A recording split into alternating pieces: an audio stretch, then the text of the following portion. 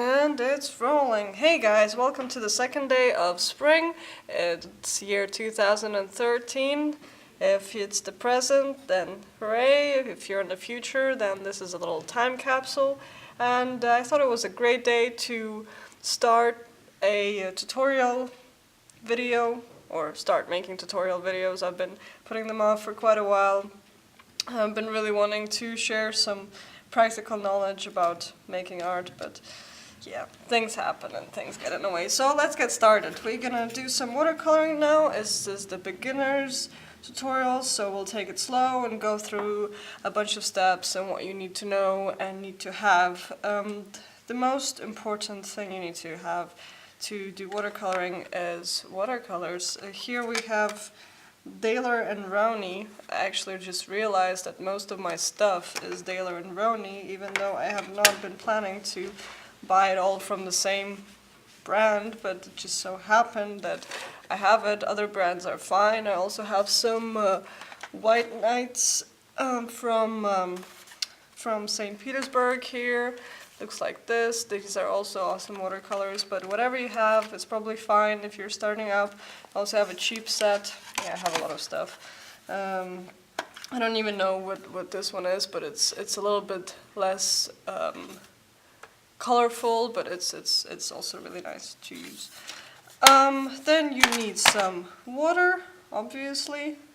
I have a really nice cup here with some water, and like with most cups and most clothes, for that matter, if you have it around when you paint, then they all eventually become painting cups or painting clothes. So then you need brushes. The most important thing about a brush is it has to be soft, because then it will absorb some water, and it's just nice. It's just nice against your skin. So have one of those, and of course you need paper. I have an A5, 160 grams. It looks like this, or yeah, I don't know. I'm filming it upside down. I'm not sure if I'm gonna turn it around, but yeah, some thick paper. Usually you can just ask for watercolor paper and then you'll get something thick and it'll be fine. Then you need some tape, like this, or like this one. And the reason you need tape is that you actually have to tape your paper down to something to keep it from curling up too much. And the reason it curls up is because when you put watercolors, I'm just gonna show you here. The edges, they curl up because the water expands the paper in some way. And it's like, you can have it like this, but it's just easier to put on tape and it will just expand, and as it dries, it will calm down and be straight and nice. So yeah, and I found a miracle a couple of weeks ago, which is a masking fluid. I've only been doing watercolors for a short time, but and my biggest problem was to actually make a sense of depth and keep the white spaces white, and masking fluid is just brilliant because you can put it on. I'll show you how to keep certain areas white and then just go nuts with the brush and make something wild happen. The masking fluid kind of takes really badly on your brush, so if you're like me and you don't really have the attention span to clean them right away, you should pick a brush, preferably a cheap one that will be your masking fluid sacrifice brush, that you will just kind of kill and only use for masking fluid. See, this is how it looks. You can't focus, but it's awful. You can't paint with it anymore. It's ruined. But I use it for masking fluid because then it's just like, then it's this paint thing, brush, whatever. Let's get started, and today we will paint a little landscape, some trees, and make trees have sunlight fall on them and have like shadows and stuff, and make it kind of nice, hopefully. I don't know how it will turn out. If it turns out bad, maybe I won't put it up, but we'll start with the masking fluid. I really don't know which way I should hold it, but let's go. It's also childproof, so it might take you a couple of tries to open it. You can see it's sort of just like yellow white, and it smells awful. And you put your horrible brush in it. You actually don't have to do it. You can just go ahead and start painting, but I like making some spaces white, or leaving them white, and then sort of, it's like painting from a wrong end. You know, you start out with the darker parts, and then yeah, I'm just rambling, I don't know. Make some trees, some nice trees, just lines. I don't know if you can see it. It's just putting this fluid thickly so we can take it off later and add some color there. So I'm saying you don't have to do this. This is just an optional thing, but I like to. And I'm just going to show you how. And you will need to leave this to dry for a little while, because it needs to solidify and become like this plastic silicone consistency thing. So yeah. Actually the most important thing to remember with watercolors, funny enough, is that you have to use a lot of water. And it's been really difficult for me to learn because I've been painting with acrylics for a while, and you don't have to use a lot of water when you paint with acrylics. And you make some trees in the background. They start a bit higher up. Maybe they don't. You don't see all of it. And a little tree here. A little tree over there.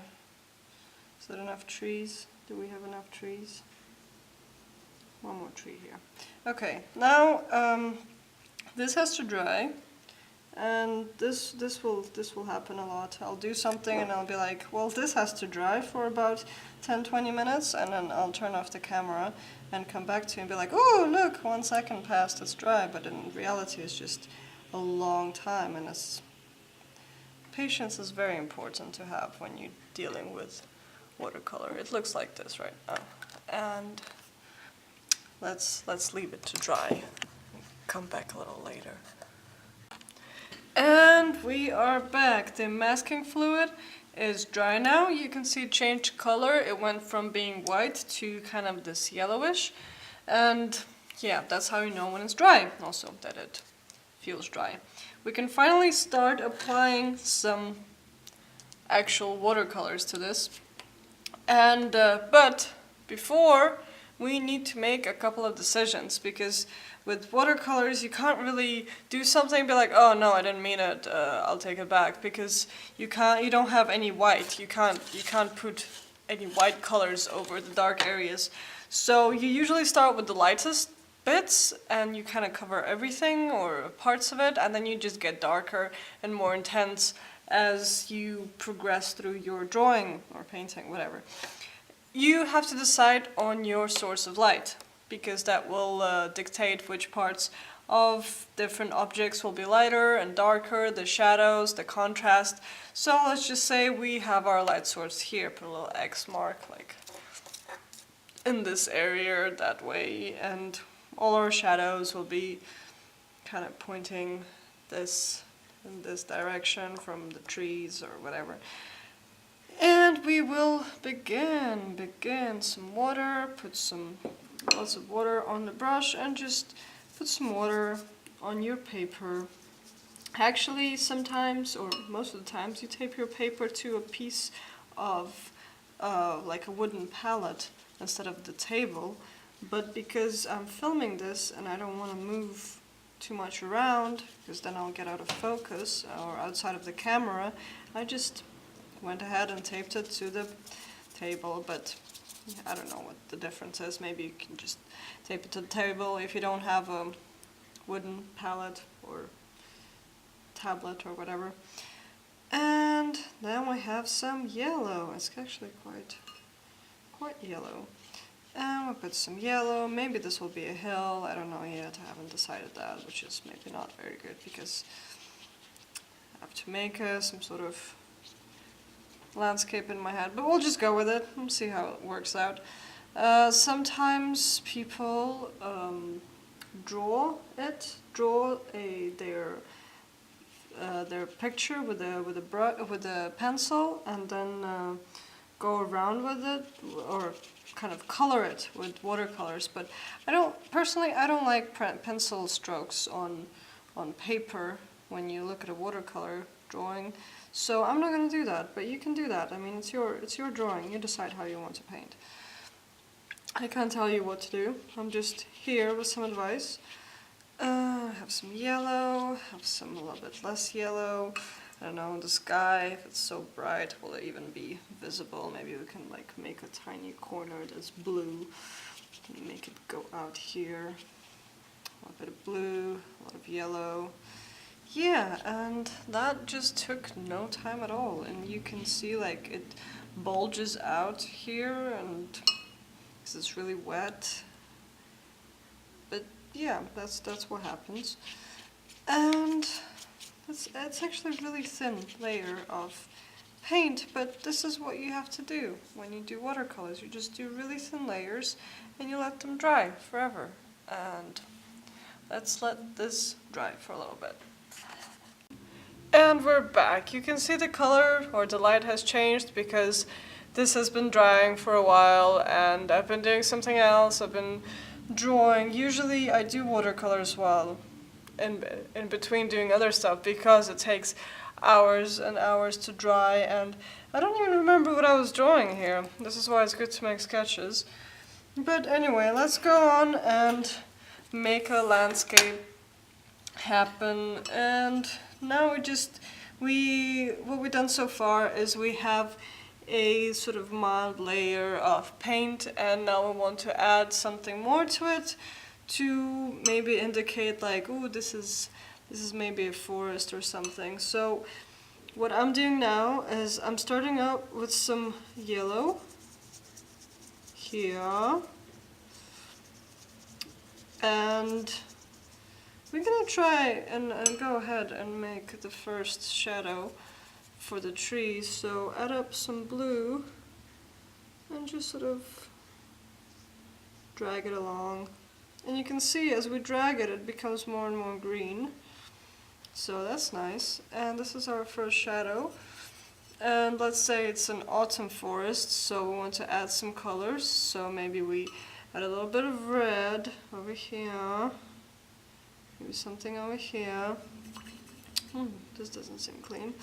But just adding kind of a couple of colors here and there and playing with it, mixing it up. I mean, watercolors, they're really not the most precise medium or type of paint you can play with, because I mean it's very liquid, so it can't be controlled that well. So you have to let go a little bit and just have fun with it and do something. Add some more water. Yeah, maybe it should be an autumn forest, so add some more reds. Well, this is very red. We can just have this red over here. Maybe we can have a little hill in the background somewhere, like over here.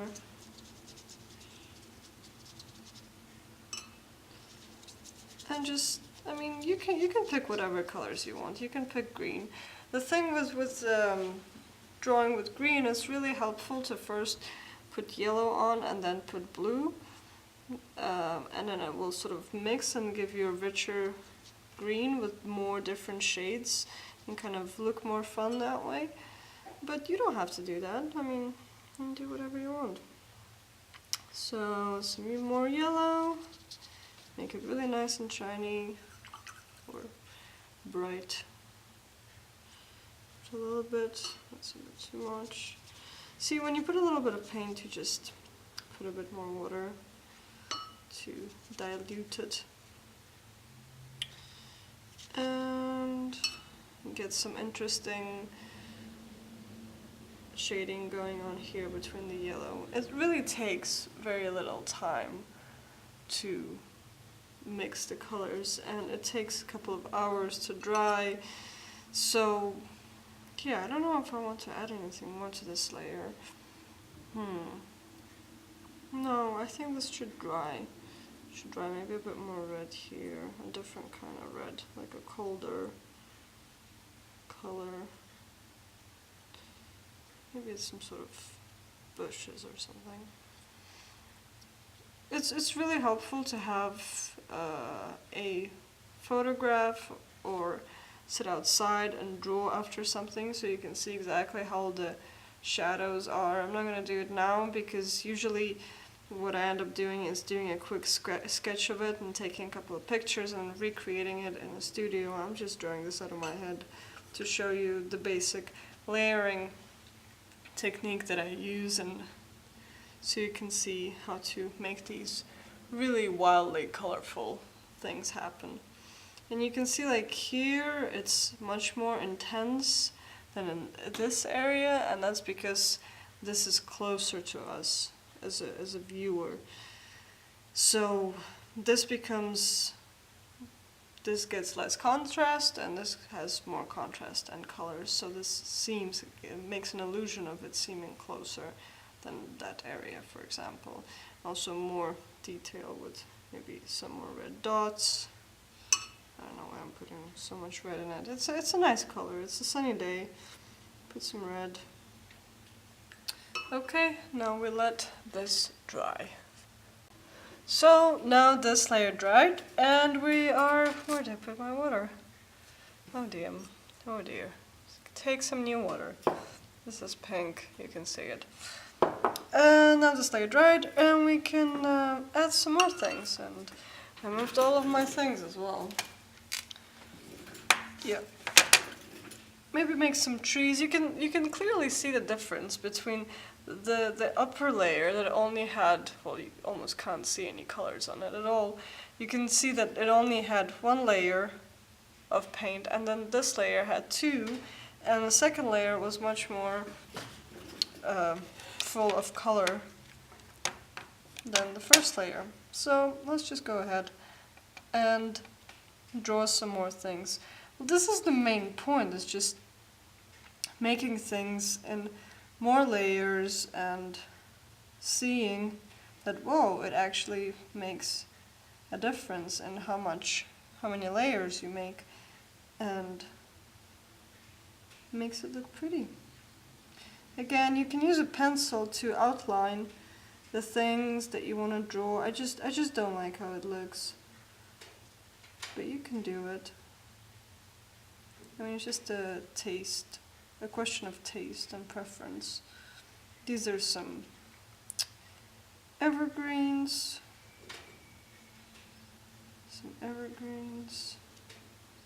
I mean, you can see I'm not using green, although I'm painting a forest.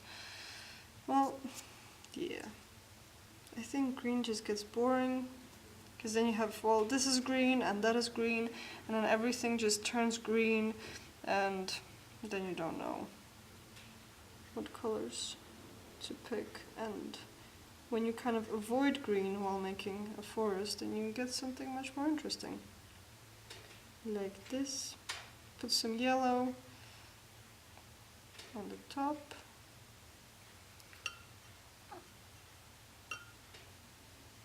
This looks like a giant tree then. Well, oh well. Now we make some shading. Remember, I put some blue in it here, and I put some more blue as the shade, the shadow of the tree. Some more blue here. You can see I can go over the tape, but it will prevent me from painting on the very edge. What else can we do here? We can maybe we can make something in kind of greenish color. Just use all of the colors, go completely nuts. Make something here. Also keep it pale.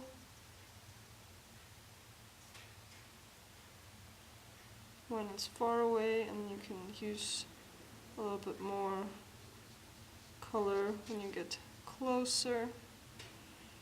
This wasn't very well planned. Then you have a tree out of nowhere. Maybe a tree over here as well. It needs a shadow as well.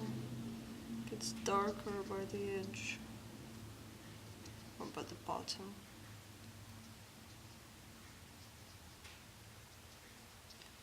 Some shadow. There you go, that's fun. That looks like fun. Little funky forest town. We can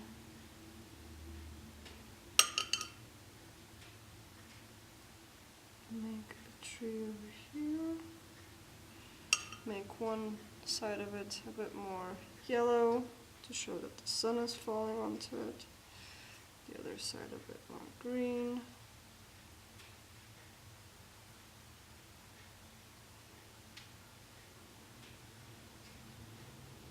You see, when I go over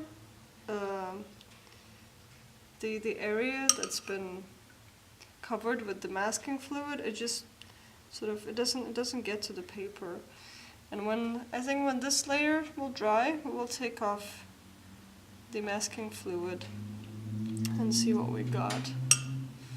Here we can put some more red colors, make it really bright.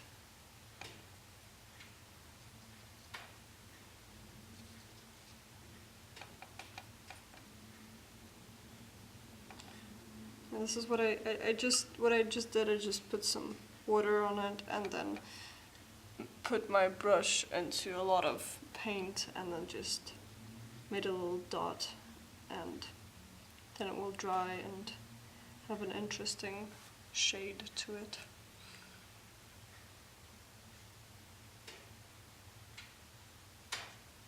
So yeah, and then it's starting to look like something.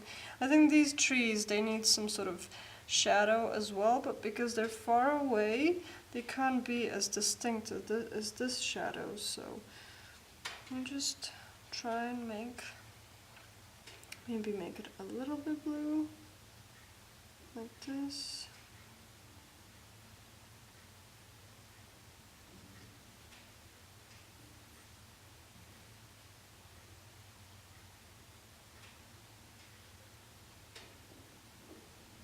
And this tree should have a shadow as well.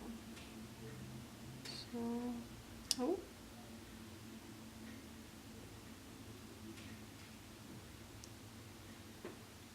Like so. And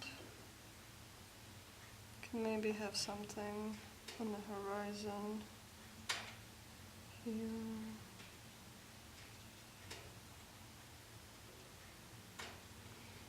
Yeah, don't judge the composition, I'm just trying to show you the layers right now. So this looks like a fun forest. We'll let this layer dry. And now we can see that the light has changed again, because now it's the evening and I've literally spent the whole day just waiting for this to dry and doing other stuff. But here's the exciting part. We get to take these things off. So what we've done is made, how many layers do we have? 3, 4? Doesn't matter. We made some layers of paint, and now we can start taking the masking fluid off. You can use a eraser to sort of erase it off, or you can just pull on it, and then you can take it off like this. And you can see there's a white line under where the masking fluid was, and that's basically what it does, and it's pretty cool. So yes, we take this off. Sometimes if your paper is really soft, it can kind of stick to the paper and then pull it off. I had that happen to me. Or if it's not dry enough, it can also rip your paper, but usually it should be okay, just taking it off like this. And we can see our trees and start painting those. Like, I can't grab onto this. Oh no, I can. just grab onto this one. There's a little bit left. Make sure there's no left. Sometimes you have little bits and pieces. Just run your fingers over the paper. And you can see it's totally flat. It's not like wavy anymore because it has dried and it's been taped. So now we get some more water. Now it is yellow because I've been painting other things, but it's okay. As long as it's not very dirty, it should be fine to paint with. And now we want to do something with our trees. And we again start with the lightest color. It will be like light green. Let's start with the first one. Have this be painted here. I mean, you can again pick any color you want. Yeah, yellow is really good when you want to highlight where the sunlight hits the tree, because yellow is actually the color that's closest to white in the color spectrum. If you want to go from something dark to something light, it just use yellow for sunshine. And what color should the tree be? Should probably be a little bit brown. No, maybe I should let this dry as well. I don't know. See how it goes.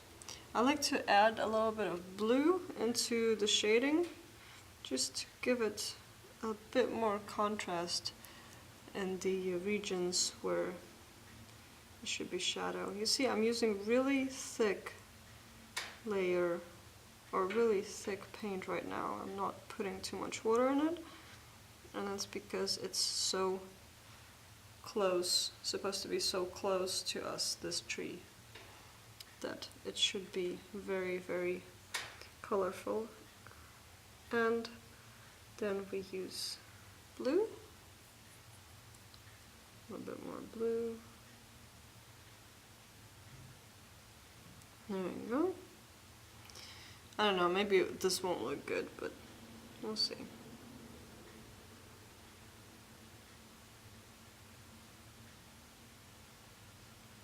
Make it less blue as you go upwards, because, yeah, let's get lighter. Maybe make a branch.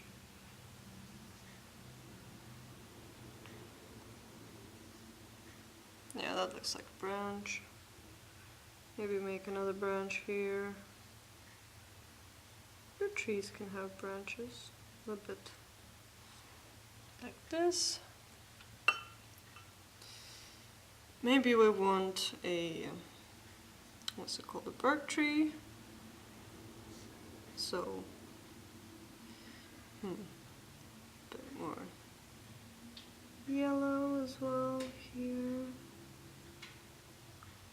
Just to show that sunny on this side.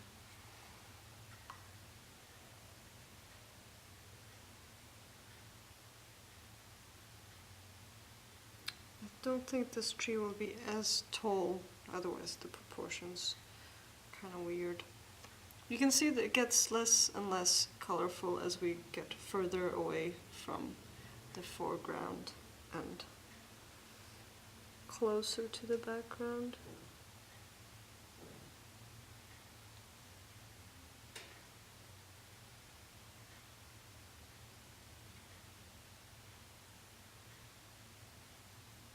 So yeah, pick the colors you like, experiment. Remember to do it in layers. Remember to have the patience to let the watercolors dry. It's okay when watercolors run. It's fine. Maybe put a little bit more shadow here towards those trees. Oh, that wasn't good. Oh well. Everybody makes mistakes. And I think this tree should have a little shadow as well.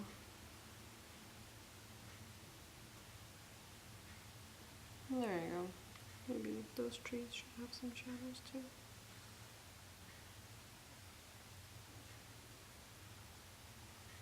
There you go.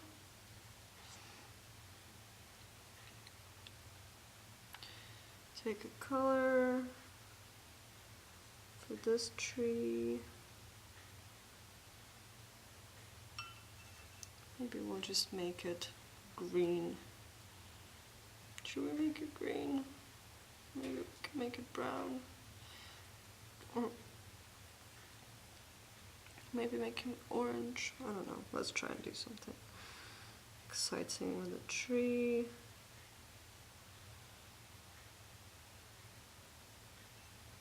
It's very orange. Just add a bit of blue to it. Darken it up a bit. It's pretty bright. I'm hoping it will fade out a little once it dries. There you go.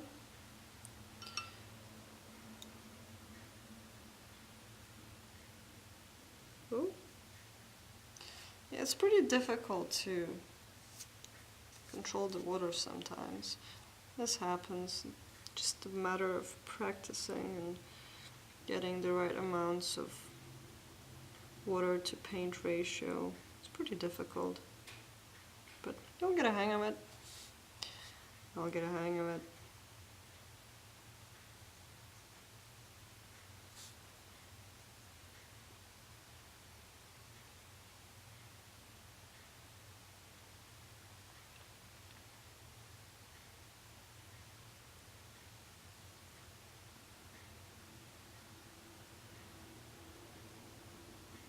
Make some more branches. Everybody loves branches.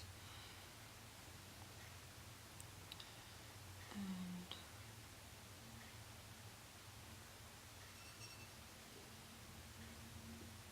use a more dull color for a tree over here.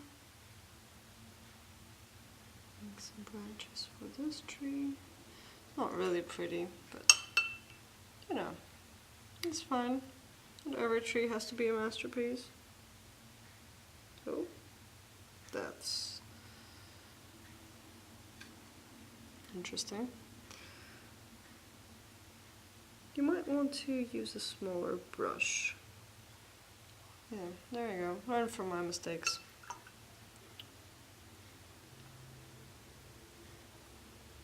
Maybe we'll just make it brown as well. I don't know. Let's see how it dries, how it looks when it dries. You can always, remember, you can always make something darker. So if this turns out horrible when it dries, we can always just put some brown over it, make it pretty again. Important thing is to just, if you have an idea or if you have something you want to try out, just try it and see how it looks. And if it doesn't work, well, it doesn't work.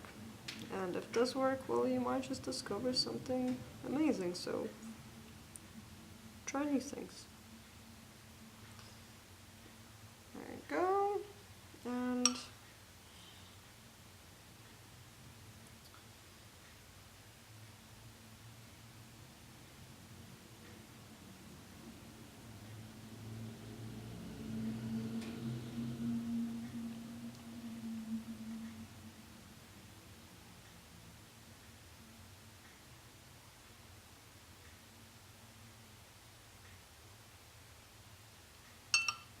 so yeah, now we have this and we are going to let it dry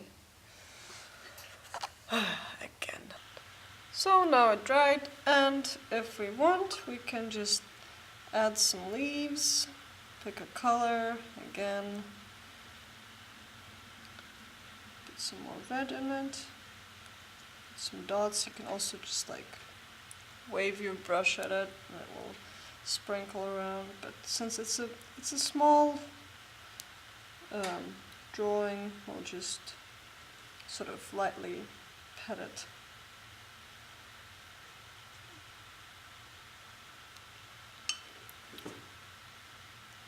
Like so.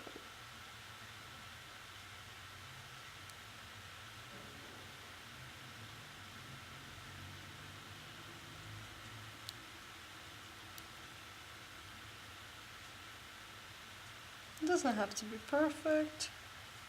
Get a bit of leaves. Don't really know what to do with the side one. Maybe make some more branches for it.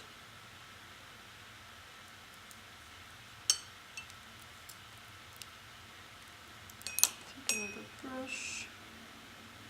You can also use a thinner brush if you want a bit more control over it. Again, it's up to you. And it ends up looking something like this, which is pretty nice. So remember to use layers, let things dry, and leave some comments, suggestions for improvement. Subscribe if you want to see some more tutorials. Also let me know what kind of tutorials you want to see. So yeah, thanks for watching.